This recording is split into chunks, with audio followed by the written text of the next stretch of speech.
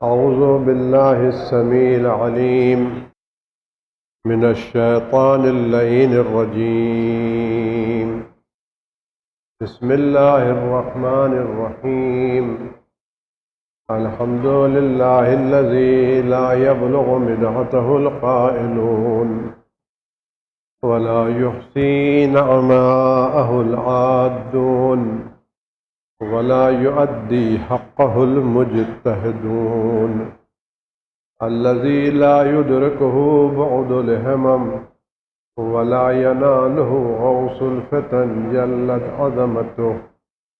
والصلاة والسلام والتحية والإكرام على البشير النذير السراج المنير الطهر الطاهر الدر الفاخر العلم الظاهر المنصور المؤيد الرسول المسدد سيدنا ونبينا بالقاسم محمد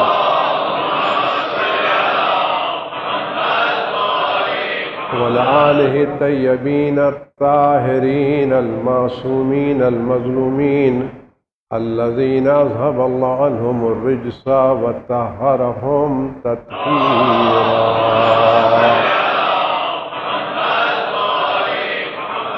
سيما على بقية الله في العالمين وخاتم أئمة المعصومين الكهف الحسين وغياث المستر المستكين ملجأ الهاربين وعصمة المعتصمين.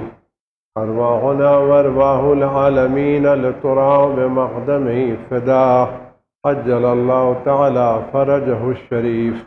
واللعنة الدائمة الباقية على أعدائهم وقتلتهم وغاصب حقوقهم أجمعين.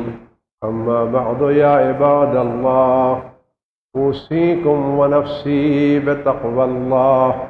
ألا وإن الدنيا قد أدبرت وعاظنت ببداع وأن الآخرة أقبلت وأشرفت باطلاع. ألا وإن اليوم المزمار وغدا السباق السبقة الجنة والغاية النار. أفلا طائب من خطيته قبل منيته العامل لنفسه قبل یوم بوسه. فیضان روز مبارک ولادت شہزادی حضرت سکینہ بنت الحسین صلوات اللہ سلام علیہ آپ تمام حضرات کو مبارک ہو، اور اس کے صدقے میں خدا اس پوری دنیا سے اس بلا کو دور فرمائے، اور اس شہزادی کے قبر مطہر کی زیارت آپ تمام حضرات کو نصیب ہو، اور میدان قیامت ان کی شفاعت آپ تمام حضرات کو نصیب ہو. اور جن لوگوں نے شہزادی پر ظلم ہے، خدا ان کو دنیا اور آخرت میں بدترین بدترین بدترین عذاب میں گرفتار فرمائے، اور ان لوگوں کی اصلاح فرمائے جو ان ظالموں کی مدد کر رہے ہیں یا ان کا ساتھ دے رہے ہیں. اگر قابل اصلاح ہے تو اصلاح، قابل صلاح نے خدا ان کو بھی انہی ظالموں کے ساتھ محشور فرمائے. خدا بند عالم میں ماں وقت کے ظہور میں تعجیل فرمائے، اور ہم سب کو ان کے غلاموں میں شمار فرمائے. ذالکان میں آپ سے بھی گزارش ہے کہ اس فاصلے کو مینٹین رکھیں تاکہ یہ مرض اس مسجد سے کم از کم نہ پھیلے، اور یہ جماعت، یہ پروگرام ایسے ہی برقرار رہے. ورنہ ہماری بے احتیاطی، اگر ہم نے اپنے جذبات پر کنٹرول نہیں کیا، ہماری بد احتیاطی مرض کے پھیلنے کا سبب بنے گی، اور گورنمنٹ کی مسجدیں بند ہو جائیں گی، پھر نہ معلوم کب کھلے گی. تو ایک آدمی کی بے احتیاطی بہت سو کو نماز سے محروم کر دے گی. جماعت میں چاہے آپ اول صف میں بیٹھے یا آخر صف میں بیٹھے، آپ کو ثواب اتنا ہی ملے گا. اول صف میں بیٹھنے کوئی بہت زیادہ ثواب آپ کو ملنے والا نہیں ہے. اور نہ یہ کہ جو آدمی اول صف میں بیٹھے گا اس کی نماز جلدی پہنچے گی، اور پیچھے والے کی بات ایسا کوئی مسئلہ نہیں ہے. آپ کو جہاں جگہ ملے، اور روایتوں میں بھی ہے اس شخص پر خدا بند عالم خاص نظر رکھتا ہے، اور اس کی اللہ کی نظر میں خاص اہمیت ہے جو کسی مجلس میں جائے اور جہاں جگہ ملے وہاں بیٹھ جائے. اسلام میں یہ لوگوں کے سروں پر ہاتھ رکھتے ہوئے پھاندتے کودتے ہوئے چلنا اسلام اس کی اجازت نہیں دی کہ جہاں آپ کو جہاں مل جائے آپ وہیں بیٹھ جائیے، یہی اسلام کی تعلیمات ہے۔ پر ایک صلوات بھیجے محمد اور آل محمد۔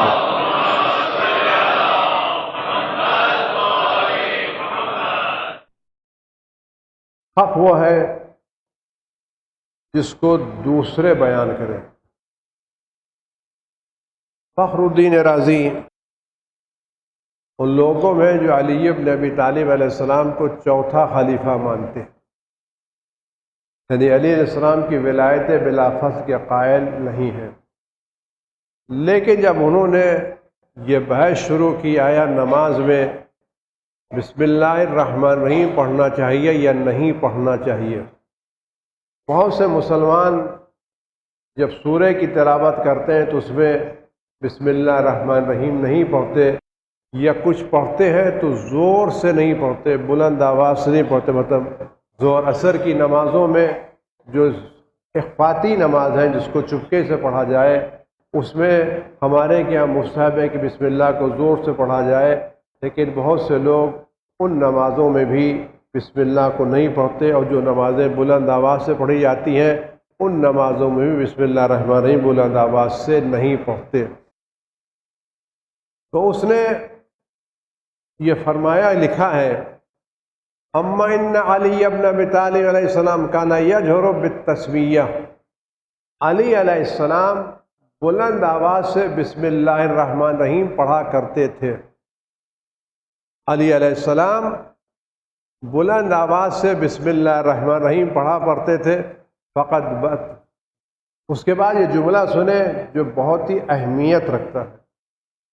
علی علیہ السلام نماز میں بسم اللہ الرحمن الرحیم بلند آواز سے پڑھتے تھے، فقط بالتواتر، اور یہ روایت تواتر سے نہیں، صحیح روایت ہے جو پیغمبر اکرم علیہ السلام سے نقل ہوئی، فرماتے ہیں من اقتدى فی دینہ بعلی ابن ابی طالب فقد اہتدی، فرماتے ہیں روایت میں جو اپنے دین میں علی کی پیروی کرے وہ ہدایت یافتہ ہے۔ جو اپنے دین میں، جو اپنی نماز میں، اپنے روزے میں، اپنے زندگی کے امور میں علی کی پیروی کرے وہ ہدایت یافتہ ہے۔ اور کہ اس کی دلیل کیا ہے؟ دلیل پیغمبر اکرم صلی اللہ علیہ وآلہ وسلم کی یہ روایت ہے، اللہم ادر الحق مع علی حیث دار، یا پروردگار حق کو ادھر ادھر پھیر دے جدھر جدھر علی جائیں۔ روایت ہی نہیں کہ پروردگار علی کو ادھر ادھر پھیر دے جدھر حق جائے، یہ مولانا خدا پیغمبر ہے کہ پروردگار علی کو ادھر ادھر پھیر دے جدھر حق جائے، نہیں، پروردگار جدھر جدھر علی جائیں حق کو ادھر ادھر پھیر دے، یعنی معیار علی ابن ابی طالب علیہ السلام، حق کا معیار علی ابن ابی طالب علیہ السلام۔ وَمَنِ اتَّخَذَ عَلِيًّا إِمَامًا لِدِينِهِ، جو شخص اپنے دین میں علی کو امام قرار دے، علی کو رہنما قرار دے، فَقَدِ اسْتَمْسَكَ بِالْعُرْوَةِ الْوُثْقَىٰ فِي دِينِهِ وَنَفْسِهِ، اس نے اپنے دین میں مضبوط رسی سے تمسک کیا۔ ولایت علی ابن ابی طالب، خاندان علی کی محبت، خاندان علی کی ولایت، یہ انسان کو گمراہ ہونے سے محفوظ رکھتی ہے۔ فرماتے ہیں علی مع الحق والحق مع علی، یہ جملہ کسی کے نہیں ہے، علی مع الحق، علی حق کے ساتھ اور حق علی کے ساتھ ہے۔ وَلَن يَفْتَرِقَ حَتَّى يَرَدَ عَلَيَّ الْحَوْض، اور یہ دوسرے سے جدا نہیں ہوں گے یہاں تک حوض کوثر پر مجھ سے ملاقات نہ کریں۔ تو علی ابن ابی طالب ایک معیار عقیدہ، رجب ان کا مہینہ ہے، ہمیں اس مہینے میں علی علیہ السلام کی ولایت کو، امامت کو دوسروں تک پہنچانا چاہیے۔ یہ مہینہ صرف شادیوں کا، نیاز کا، کنڈوں کا مہینہ نہیں ہے۔ یقیناً ہمیں کونڈے بھی کھلانا چاہیے اور جیب بھر کے کھلانا چاہیے، اور کونڈا کھلاتے وقت ہمیں یہ احساس نہیں رہنا چاہیے ہم آنے والوں کو کھلا رہے ہیں، ہم جو کھلا رہے ہیں وہ علی کو کھلا رہے ہیں، جو پیش کر رہے ہیں وہ علی کو پیش کر رہے ہیں۔ جتنے بہتر سے بہتر امکانات ہیں وہ علی کی راہ میں خرچ کریں۔ جو اچھے سے اچھا، اگر ہم اپنی شادیوں میں سب سے اچھا کھانا کھلا سکتے ہیں تو اگر اپنی لڑکی کے نام پر، اپنے لڑکے کے نام پر ہم بہترین کھانا کھلا سکتے ہیں تو علی کے نام پر بہترین کھانا کیوں نہیں کھلا سکتے؟ ہم اہل بیت کے نام پر بہترین کھانا کیوں نہیں کھلا سکتے؟ اگر ہم اپنی لڑکی کے نام پر 10 طرح کا اسٹارٹر رکھ سکتے ہیں، 50 طرح کی چیزیں رکھ سکتے ہیں، تو علی تو اس سے بڑے ہیں نا، اہل بیت تو اس سے بڑے ہیں نا۔ ہمیں بہترین چیز اہل بیت کی خدمت میں تقدیم کرنا چاہیے، کھانے کے طور پر بھی، اور کھانے کے ساتھ ساتھ بہترین عمل، بہترین کردار، بہترین عادتیں، یہ بھی ایک تحفہ ہے۔ آپ ذرا غور کریں، اگر آپ ایک بہت بہترین ڈش تیار کریں، بہترین، عمدہ، خوشبودار، ذائقے دار، لیکن آپ یہ ڈش ایک بہت گندی پلیٹ میں یا بہت دھبے دار ٹرے میں رکھ کے پیش کریں، تو آیا یہ دھبے دار ٹرے اور دھبے دار پلیٹ اس ڈش کو، اس کھانے کی عظمت کو بڑھائے گی یا گھٹا دے گی؟ ایک آدمی بہترین ڈش تیار کرتا ہے، لیکن جس پلیٹ میں بھیجتا ہے وہ پلیٹ گندی ہے، آلودہ ہے۔ جس ٹرے میں رکھ کے پیش کرتا ہے وہ ٹرے دھبے دار ہے۔ اس کے برعکس معمولی سی ڈش تیار کرتا ہے لیکن صاف ستھری پلیٹ میں، صاف ستھری ٹرے میں پیش کرتا ہے، تو کون سی ڈش قبول کی جائے گی؟ کس کو لوگ ہاتھ بڑھا کے لیں گے؟ اس کو لیں گے جو خوشبودار ہے لیکن نہایت گندی ٹرے میں رکھی ہوئی ہے، نہایت دھبے دار پلیٹ میں رکھی ہوئی ہے، یا اس کو لیں گے جو معمولی سی لیکن صاف ستھری ٹرے میں رکھی ہوئی ہے؟ جو صاف ستھری ٹرے میں اس کو لے لیں گے، اور جو گندی اس کو۔ تو ہم جب علی کی خدمت میں پیش کر رہے ہیں تو جن ہاتھوں سے پیش کریں وہ ہاتھ تو پاک ہونا چاہیے۔ جس پیسے سے یہ غذا تیار کریں وہ پیسے تو حلال ہونا چاہیے۔ جس گھر پہ پیش کریں وہ گھر صاف ہونا چاہیے۔ آیا ہم ان نظر و نیاز کر کے اہل بیت کو اپنے گھر میں دعوت دینا چاہتے، نہیں دینا چاہتے؟ اگر ہم دعوت دینا چاہتے تو ہمارے گھروں کو کیسا ہونا چاہیے؟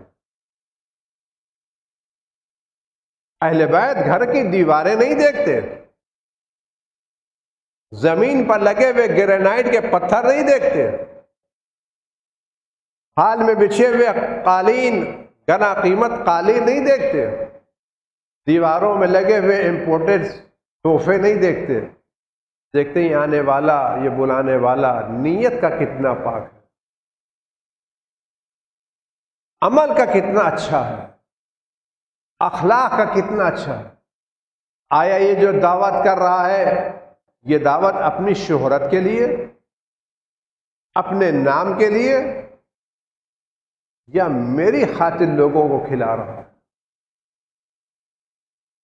ایک لقمہ جو علی کے نام پر نکل جائے اور مولا کی بارگاہ میں قبول ہو جائے وہ ان ہزاروں دعوتوں سے بہتر ہے جو مولا کی بارگاہ میں قبولیت کا شرف حاصل نہ کر سکے۔ اگر ہم چاہتے ہیں ان دنوں ہمارے مولا خوش ہو جائیں ہمارا کردار، ہمارا اخلاق، ہماری عادتیں بہتر ہونا چاہیے۔ اور اگر ہم مولا کو خوش کرنا چاہتے ہیں تو یہ بات میں بار بار عرض کر چکا ہوں، اور یہ بات میں نے کل پھر کہی، آپ سے بھی کہہ رہا ہوں، اور جہاں تک یہ بات پہنچے، اگر ہم کسی کی جشن ولادت منائیں، اگر ہم کسی کا جشن ولادت منائیں اور سارا اہتمام گھر میں کریں، اور جس کی برتھ ڈے پارٹی ہے وہ دروازے پر آئے، دور سے ایک نظر ڈالے اور کہ یہاں کا ماحول صحیح نہیں ہے، یہاں چیزیں درست نہیں ہیں، یہاں لوگ صحیح نہیں ہیں، وہ واپس چلے جائے، یہ برتھ ڈے پارٹی کیسی ہوگی؟ یہ ولادت کا جشن کیسا منایا جائے گا؟ ہم جس کی ولادت کا جشن منائے وہ آیا، اس نے دیکھا، نظر ڈالی، کا ماحول اچھا نہیں ہے، لوگ درست نہیں ہیں، اور واپس چلا جائے، تو یہ اچھا کام ہوگا یا برا کام ہوگا؟ اس کے بنسبت ایک شخص نے گھر بہت زیادہ نہیں سجایا ہے، سادہ سادہ گھر رکھا ہے، سادے سادے لوگوں کو بلایا ہے، لیکن اس گھر میں کوئی ایسی بات نہیں ہے جو صاحب جشن کے مزاج کے خلاف ہو، تو صاحب جشن کہاں جائیں گے؟ اس سجی ہوئی جگہوں کے اوپر جہاں پر ان کے مزاج کے خلاف کام ہو رہا ہے، یا وہ سیدھی سادی جگہوں پر جہاں ان کے مزاج کے مطابق کام ہو رہا ہے، کہاں جائیں گے؟ آج ولادت کے موقع کے اوپر ہمیں قصیدہ پڑھنے کی اجازت ہے، لیکن اس قصیدے میں ان چیزوں کو شامل کرنا مولا کو ناراض کرنا جو مولا کو پسند نہیں ہے۔ ہمارے قصیدے میں کیا کمی ہے جو ہم دوسروں کی ادائیں لے کر کے اس کو خراب کریں؟ میں صرف ایک جملہ عرض کر کے زیادہ نہیں کر جاتا، اس ولایت کے شہد کو گناہوں کے سرکے سے خراب مت کیجیے، کہ جو ولایت اہل بیت کی شیرینی ہے،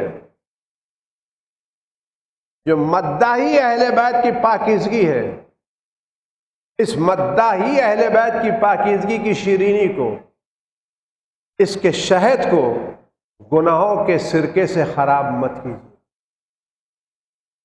ایسے کام، اور اس سلسلے میں میری گزارش آپ سے ہے، وہ تمام لوگ جو اپنے انداز میں ان چیزوں کو شامل کرتے جس میں اسلام نے اجازت نہیں دی ہے، آپ ان کی چیزوں کو سننا چھوڑ دیں، مارکیٹنگ ختم ہو جائے گی، خود بخود ٹھیک ہو جائے گی۔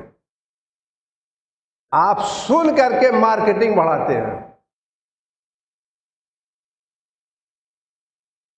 جتنا سنتے ہیں اتنی مارکیٹنگ بڑھتی ہے، اور جب مارکیٹنگ بڑھتی ہے تو اتنا ریٹ بڑھتا ہے۔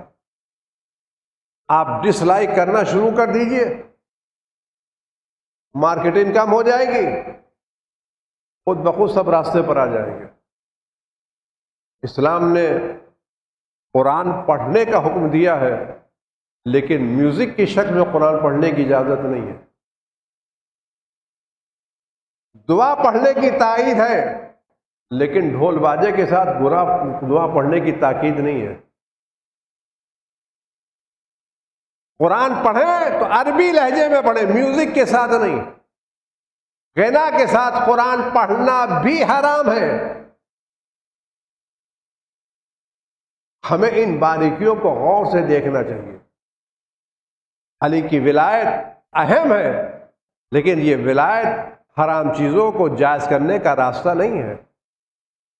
حرام حرام ہے تو حرام رہے گا، غنا حرام ہے تو حرام ہے، ڈھول بازے حرام ہے تو حرام ہے، چاہے وہ شادیوں بجائیں یا قرآن کی تلاوت کے ساتھ بجائے جائیں۔ ہمیں ان باتوں کا خیال رکھنا چاہیے۔ اس کا فرماتے ہیں رسول اللہ صلی اللہ علیہ وسلم کی روایت ہے،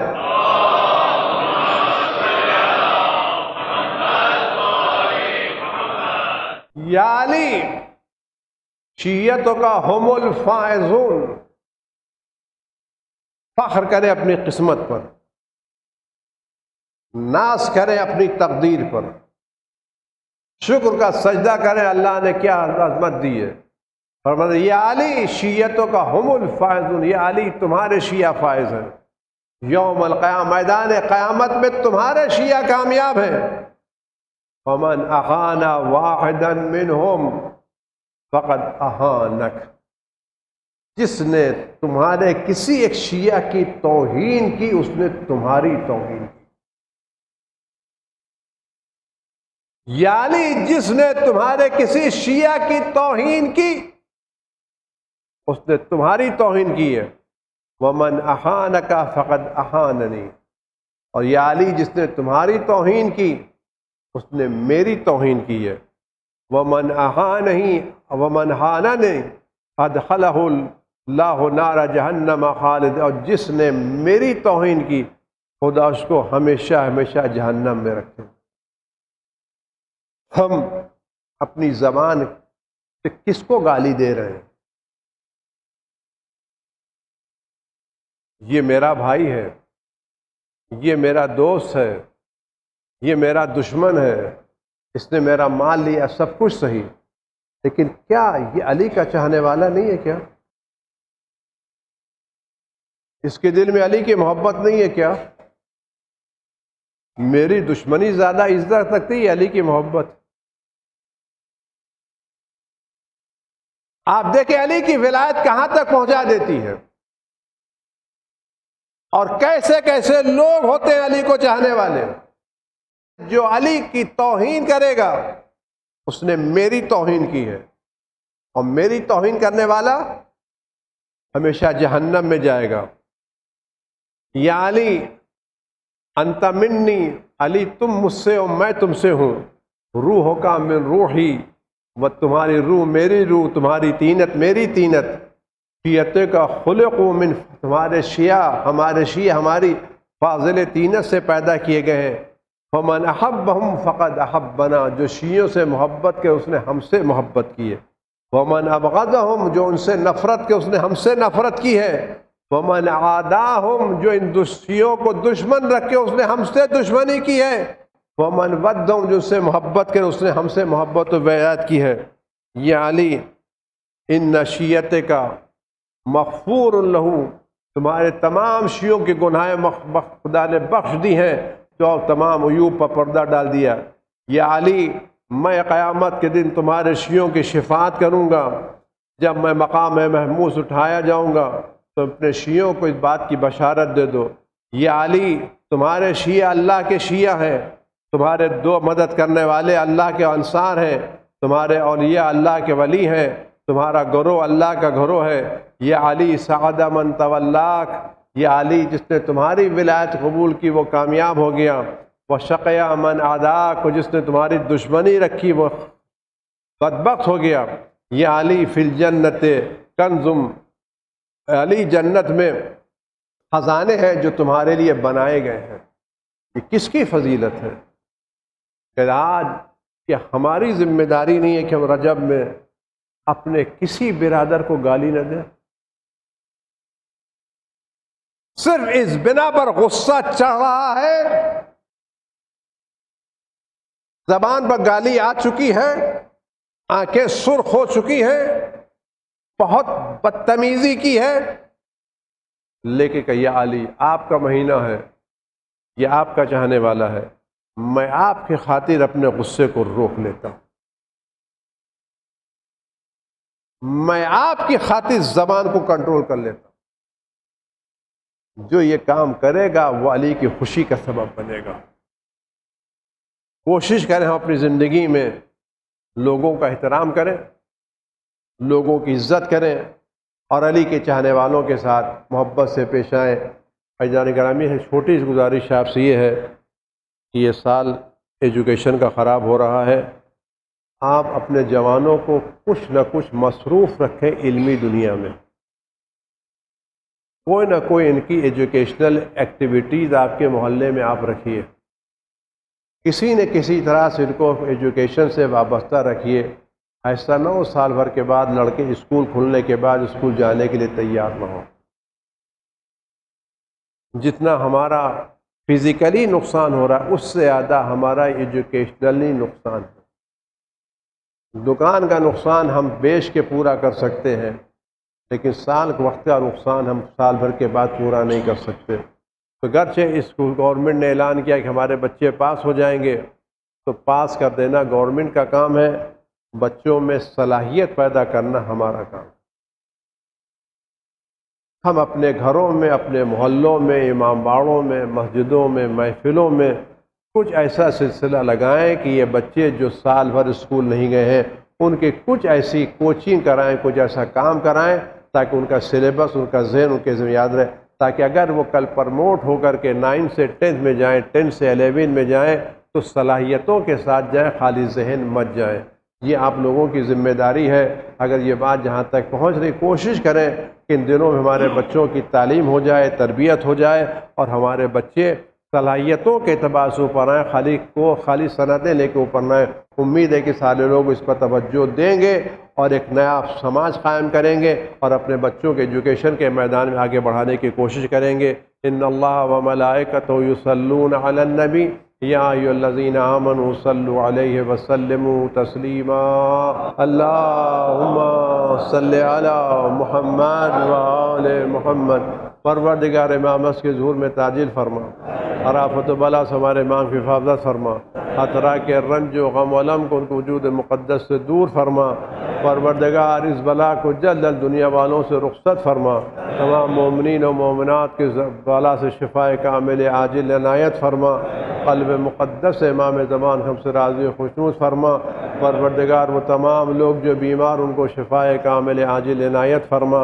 اعوذ باللہ السمیع العلیم من الشیطان الرجیم، بسم اللہ الرحمن الرحیم۔ والعصر ان الانسان لفی خسر الا الذین آمنوا وعملوا الصالحات وتواصوا بالحق وتواصوا بالصبر۔